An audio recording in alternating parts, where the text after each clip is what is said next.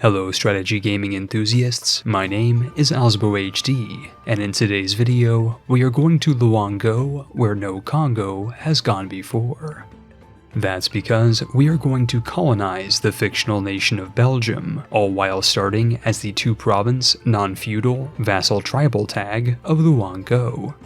Truth be told, the lands of King Leopold are a bold goal for us to control, not the least because they are HRE land and fiercely contested between the superpowers of France, England, and Austria. The duvel is in the details, but for us to procure pommes we'll need to have a hand in declaring Loango's independence, modernizing our tribe, and reverse colonizing the Christian Crusaders in Iron Man mode. But before we get started, this video is sponsored by Paradox Interactive. This weekend and up to next Monday, EU4 is free to play on Steam, with massive sales that include 75% off the base game and 50% off of most DLCs. This is a perfect time to play EU4 multiplayer with your friends, as hosting EU4 shares downloadable content with everyone who joins. And speaking of multiplayer, the premier EU4 multiplayer event, the Grandest LAN Party, is going live tomorrow on Paradox's Twitch channel, so be sure to check it out. If you're looking to play EU4 for free this weekend, or to check out these delicious DLC deals, be sure to click the link in the description box below. In the 1444 starting date, Loango is a two-province vassal state of the Congo, and has a tiny army of only 3,000 soldiers. In order to survive and thrive, we'll need to select the new Mawari fetishist cult for army discipline, then hire some soldiers to take us up to our force limit. With 4,000 soldiers and an army advisor, Loango is able to prepare for war and complete their first mission, which grants claims on the Congolese coastline. But before long, Loango's liege is likely to declare war on TO and force us to toe the line by diverting our trade to fund their war. While this does increase our liberty desire, we're still a fraction of a percentage under the threshold of 50% needed to declare independence while in a war with our liege. Logically, our lord demands war reparations, but doesn't conquer anything, granting our budget brethren the space needed to forge our own path. And in 1448, the lords of Loango declared independence. The only way we Congo forward is to take on debt and raise our army well past its force limit. As long as we hold our capital, we will gain ticking war score, and the Congolese will be forced to take a river crossing penalty if they want to lay claim to our crown land. In a miraculous turn of events, the Congolese conquerors are laid to waste in Loango, and soon, battle after battle is won against overwhelming odds. And after crossing the Rubicon, the Congolese are in full rout. With their capital and their lands under Loangolese hands, the Congolese manage to wipe themselves against the neighboring native tribes. 4 years later, the Congolese capital of Mpemba is captured, and their surrounding states fell in subsequent secession. With little choice, the Congolese court relinquished control of their coastline, paid us substantial war reparations, and became landlocked, losing access to both their fleet and trade access to the Ivory Coast. Now that we've obtained freedom, it's time to become the very thing we've sought to destroy. In an effort to elevate his state, High Chief Toddy Loanga quickly cored the coastline and soon laid claim to Tio and the collapsing Congolese Confederation. Allying Mutapa afforded us free stability and legitimacy on account of our mission tree, and pushing forward, Loango declared war on Tio and Kasanji in 1456. While not quite as spectacular as the subjugation of the Congo, the two states were bingo-bango-bongoed into vassalization and outright annexation in the space of 3 years. Time, however, was changing, and Loango's lack of the feudalism institution spelled disaster for their land's long-term plans. While waiting for the mana needed to develop his holdings, Taddy milked the Congolese corpse 5 years later, beating back the broken borderland and occupying all of his former liege's lands. Ultimately, Lunda became Luangolese, Chokwe was conquered, and the Congo capitulated in 1465. These annexed areas were stripped of their autonomy and became free states, while separatists were stripped of their lives and became statistics. The blood of the fallen fertilized the fields of our fiefdoms, and soon development poured into the port city of Soyo, which forged the feudalism institution that was adopted in 1470. But war never changes, and soon the surrounding sovereigns could only look on as their lands were liberated in the name of Congolese consolidation. The once sprawling Central African state now lay in ruins, and in the space of 2 years, all of the Congo was conquered, Yaka was yeeted from the mortal plane, and our Kassanjanese vassal state was integrated into Luangolese lands. It was once said that Loango was destined to destroy the crown, not join it, but in a turn of unexpected events, High Chief Tati reorganized the realm into the Congolese kingdom in 1473, ushering in an era of empire that was met with thunderous applause. But RNGesus did not favor our fetishist fiefdom, and soon Tati was 6 feet under, relegating the Congolese court into a 10-year regency period, where no wars could be declared.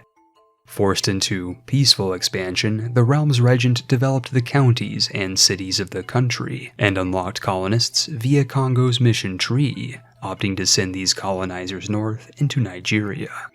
In preparation for the conquests to come, the Congolese crown fielded a massive army of 20,000 soldiers, which allowed for missions that granted claims across Central Africa and 3 free colonies to connect with Mutapa and Southeast Africa.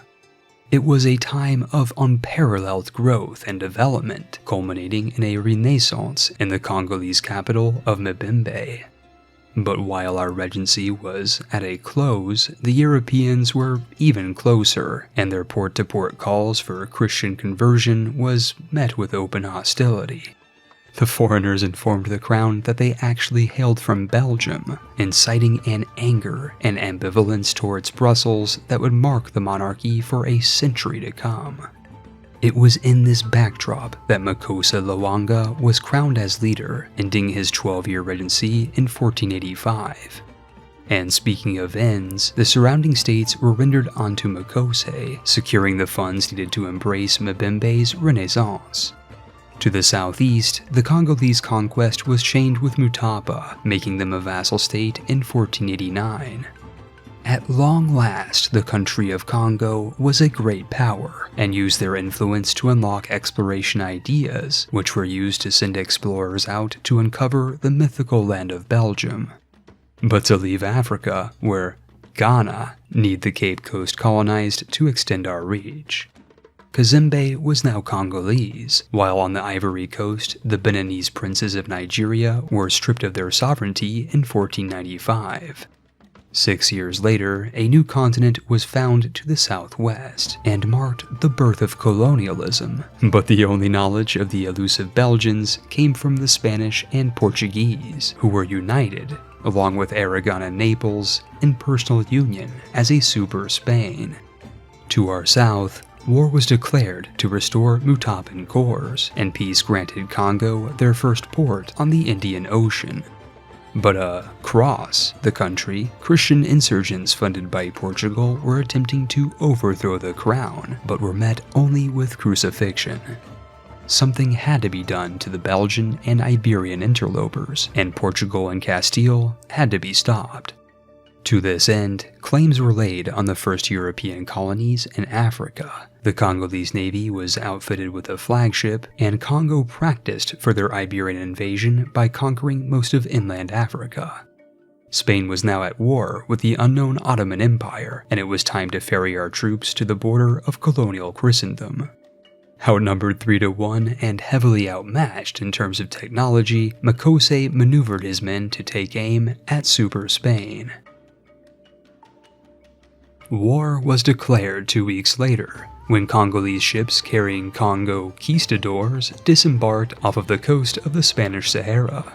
For the first time in history, an African autarch had set out to liberate the European-owned African colonies, and invasion forces soon landed in Arguan and Cabo Verde.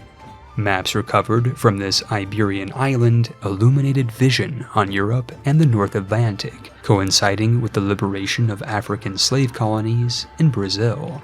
The Canary Islands were soon conquered by the kin of Kinshasa, and Lisbon, the capital of Portugal, was under siege. In the space of under 4 years, Lisbon lied under African administration, though to the south the Congolese expeditionary forces in Morocco were murdered by mercenaries.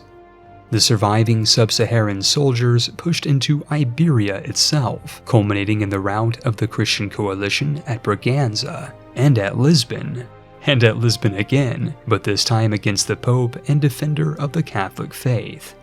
In spite of these strings of successes, our Congolese countrymen were losing out at attrition and unable to supply themselves on account of naval inferiority. Complicating matters further, Castile and the Christian coalition began diverting attention away from the Ottomans and Tunisians and towards our colonial forces who held out precariously along the Portuguese peninsula. With death stacks approaching and the ocean at their back, the Congolese contingent offered to give peace a chance, but not before liberating the Brazilian colonies by force. The incensed Iberians agreed to our terms, and in 1516, Brazil was liberated and the island of Tenerife was given as tribute to our transcontinental tribal empire. The growing desires of the Congolese crown to colonize and civilize the New World led to a chain of invasions in 1518. The surrounding Brazilians were bade to bend the knee to Congo decree, and soon Loangolese fled to their colonies. In an effort to protect the natives from Belgian Christianity, they were forced to convert to the fetishist faith and stripped of their lands for their own security. And speaking of Belgium, the fabled land of waffles and beer had been discovered and was under Austrian, English, and French containment. If the Congolese crown were to take this land for themselves, they'd first need to consolidate their power base, and thus efforts were made to absorb and consolidate the Central African tribes. Meanwhile, to the west, the first Congolese crown colony was founded as Loango land, in honor of our Loangan lineage. With a colony of our own, the institution of colonialism flowed into Mbembe, but growing colonies requires colonists, and when Spain was at war again, Castilian colonists would soon find themselves reappropriated in the crossfire of Iberian War II decolonial Boogaloo. Concurrent with this colonial conquest, Congo launched a dual-front invasion of Kilwa with the goal of liberating Moravi cores. Victory after victory, followed by land and by sea, except our Moroccan ally who had to bend the knee. Congolese, Loangolese partisans soon pierced into Cuba, while continental Congo forces occupied Kilwa's capital and liberated the lands of the Moravi monarchy. In the Loangolese-occupied colonies, the crown ordered that Spanish lands be forcibly taken and repopulated with settlers from Soyo. Portuguese and Castilian colonies were seized, with their former slave populations liberated and joined into Congolese control. 6 years of stealing colonies had paid off handsomely, as all of colonial Brazil now belonged to the Congo, and the peace pilfered the Portuguese polities needed to later form Cuba, the second Congolese colonial nation. But no colonial country is complete without England bending the knee, and soon the Congolese court called for Albion de Linda Est. England yet held sway over Belgian Bruges, which was reason enough for war, and England was promptly declared rival by our sub-Saharan sovereign. In 1535, it was time to revive our ambitions, and war was declared with no casus belli, promptly bringing in our invasion fleet from Tenerife. But despite Congolese quickness, Bruges and Calais soon spoke Francais, as Belgium lay under French occupation. Nevertheless, the Congolese climbed the cliffs of Dover and brought their fetishistic forces to lay siege to London itself. The fabled majesty of the Royal Navy was far from evident, as Britannia's boats had long since been beaten by the Big Blue Blob, leaving their nation open to Congolese decree. All of Britain's desperate attempts to save London had ultimately failed, and the city fell not a year later. The joint Franco-Congolese forces divided the so-called United Kingdom, capturing city after city. This fall from grace of a world power at the hands of a former tribal two-province minor granted the Congo international legitimacy and proved their strength, affording the court power projection and greatly increased army morale. England's last stand in Scotland resulted in disaster, with the entire island falling under occupation and what was left of the British fleet being sent to Hull.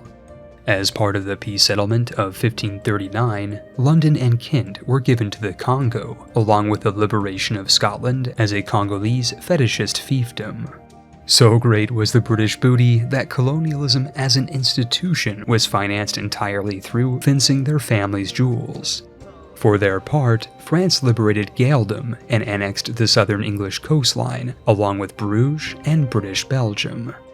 But peace was never an option, and Gaeldom was soon sacked by Scotland, while France and Austria came to blows over the Belgian borderlands. It was now or never, as Belgium wouldn't live forever. In 1545, the King of the Congo launched his first war of conquest against Belgium, targeting France and her friends who bore Belgian Bruges. The Congolese ferried tribal warriors directly into Calais, laying siege across the French lowlands, while in England the French fiefs were harvested by Loango's levies. In under 2 years, Calais was conquered, and France lay bare, her armies presumably tied up in an advance on Austria. This allowed our African armies to separate peace Brittany and advance into Paris. RNG was an absentee, but eventually our African army took the city. With the development of 27, Paris was once a capital of culture, but Congo took exception to their Belgian possession. Consequently, the French capital was sacked and smacked down to 21 development, and Bruges was at last liberated into Congolese colonial control. The establishment of the Belgian Free State Trade Company ushered in the sub-Saharan scramble for Europe, and soon the Northern Isles fell to Scotland, while Britain fell to colonial capitulation, ultimately resulting in Scotland's independence from the UK and dependence on the Congolese court. The only thing left was to liberate Belgium from Habsburg oppression, and in 1554, the Austrian and African armies met for the first time along the Belgian borderlands. With France and Austria at war, the colonial Congolese coalition met little resistance at first, and soon Lille and the citadel of Les Ch'tis was quickly conquered. Belgium herself lay bereft of imperial forces, with the majority of battles taking place further to the north within the Habsburgian Netherlands. To the south, however, the Spanish declared war in an effort to take Bruges for themselves. Somehow, the Venice of the North ended up as the Holy Land of global powers, with intercontinental trench warfare and hundreds of thousands of Africans, Europeans, and Native American forces converging and dying along the fields of Flanders. 4 years of attacking Austrians while simultaneously seizing Spanish sloops on the Seven Seas led to calls for peace, and in 1558, the bloody borderlands were at last secured.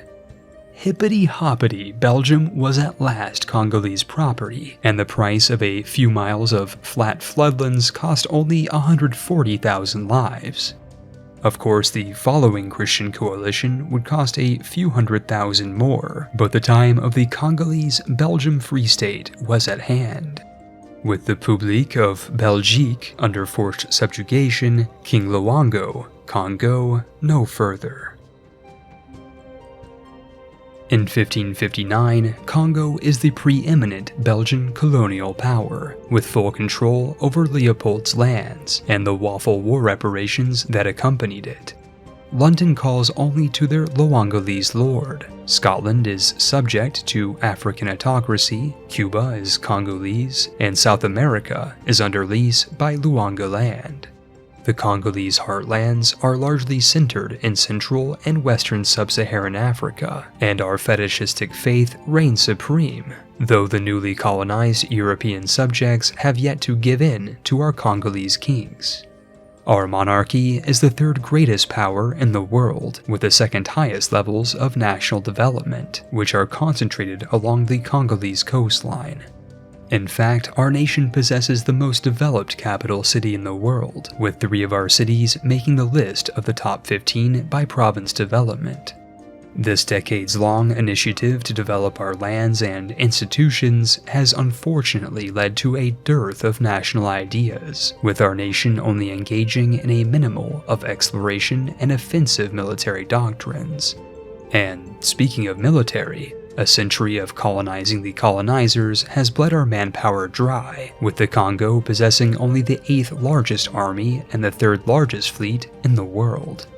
Our economy is centered around iron, ivory, and Belgian slaves, and our industry and demographics are rapidly changing on account of the colonization of Christendom.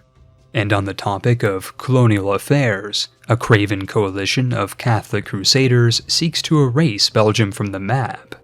But with the help of our allies and our fetishist fiefdoms, we are sure to prevail and save the world from Belgian independence. Before ending the video, I'd like to thank everyone for watching this far and supporting the YouTube algorithm. If you'd like to see more content and want to help the channel grow, I'd also suggest fabricating a claim on the like button and colonizing the channel's subscription box. This video was made in partnership with Paradox Interactive, and if you'd like to grab EU4 for free this weekend or watch the greatest LAN party event, be sure to check out the link in the description box below. December is jam-packed with content, and next week we will cover Democracy 4 and a certain CK3 video that I've been working on for the past month. With that out of the way, it's time now to roll the credits.